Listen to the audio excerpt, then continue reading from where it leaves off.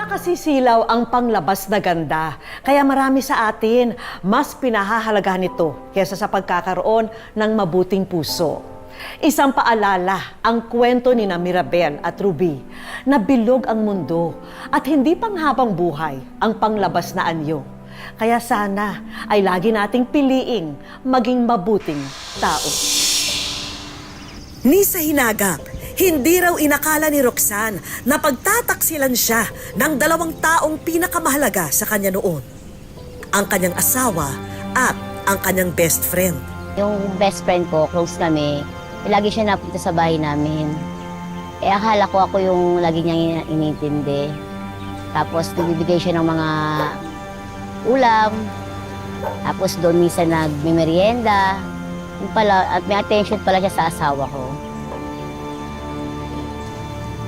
Lakas loob na pinakiusapan ni Roxanne ang kanyang mister na iwan ang kabit nito at piliin silang mag-iina. Pero hindi raw niya inaasahan ang nangyari. Wala. Parang mas ginusto niya pa yung babae na yun. Sobrang sakit. Parang tinalikuran niya talaga kami ng mga anak ko. Dahil sa pagkawasak ng kanyang pamilya, nakaranas ng depresyon si Roxanne. Alang-alang sa kanyang mga anak, itinuon ni Roxanne ang kanyang oras sa pagtatrabaho. Unti-unti, sinikap niyang makabangon at makamove on. And one time, may nagsabi sa akin na pasok daw ako ng trabaho. Yun nga yung housekeeping na yan. Nung sinubukan ko, yun. Kahit pa paano, naglibang ako noon araw-araw. Siyempre, pasok. Pagising, trabaho, pag-uwi, tulog. Yun na lang everyday routine. Kaya nawawala yung lungkot ko noon. Nabubuna ko noon sa hugutok sa mga anak ko. Trabaho. Pero tila mapaglaro raw ang tadhana.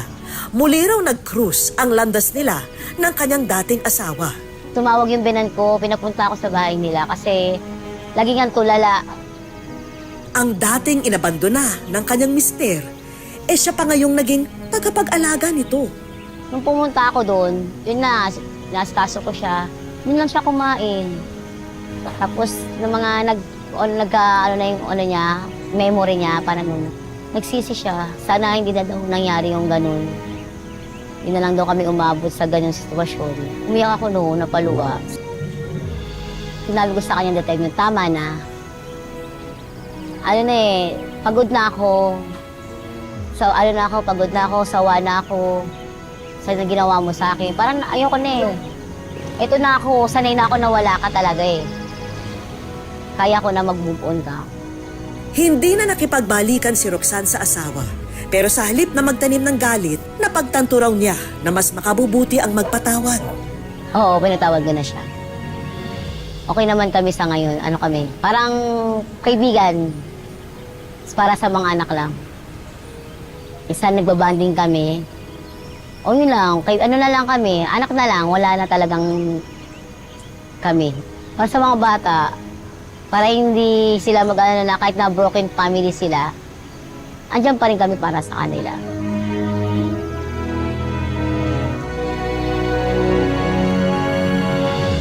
Hi Roxanne! Welcome! Welcome sa Wish Ko Lang. Sige, usap muna tayo. Sige. Roxanne, napakasakit ng pinagdaanan mo. Yes po, ma'am. Paano mo nakayanan yun? Nagtrabaho po ako para mag-move on po ako sa problema ko. Tapos, nilibang ko lang po yung sarili ko para kahit papaano yung anak ko, hindi ko mapabayaan po sila nung time na po yun. Ano yung natutunan mo sa lahat ng ito tungkol sa sarili mo? Hindi basta-basta kailangan susuko sa ganong problema kasi meron pang nag-aantay na mas magandang opportunity para sa kinabukasan namin. Maraming salamat. Maraming salamat, Roxanne. At naging inspirasyon ka. Roxanne, meron tayong mga hinandang sorpresa para sa'yo. Alam mo naman dito sa Wish Ko Lang, meron tayong mga regalo para sa'yo. Bigla po, ma'am, na-surprise po ako. Lahat ng mga regalong yan ay para sa'yo, Roxanne. Unahin na natin ang mga negosyo package. Sari-sari store with bigasan. Kakanin at yema spread items. At frozen meat products. Meron din tayong chicken inasal booth. 'Di ba? Kompleto na 'yan. May chicken inasal, meron ka mga ingredients para sa pagluluto ng chicken inasal, pati yung mga appliance na kakailanganin mo.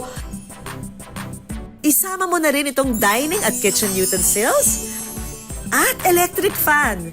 Dapat meron din pang-deliver, kaya meron kang e-bike. Pwede mo ba sakyan, ma? Oo, sige, try mo. Oh, yan, para pang-deliver mo ng mga pagkain. Tsaka syempre, paghatid na rin sa mga anak mo no, sa school. At eto, Roxanne, para talaga sa'yo to, ha? Sa anak mo. Educational assistance. Oh, yan. Para sa'yo yan. At bukod dito, Roxanne, sa educational assistance, meron din tayong Wish Ko Lang savings. Tulong mula sa Wish Ko Lang para sa'yo at sa pamilya mo.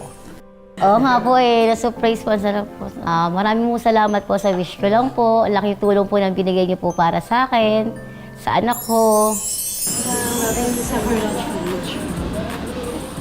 Gusto rin namin na makapag-relax at break muna sa trabaho si Roxanne. Kaya naman isang kompletong pampering treatment ang hinanda namin para sa kanya.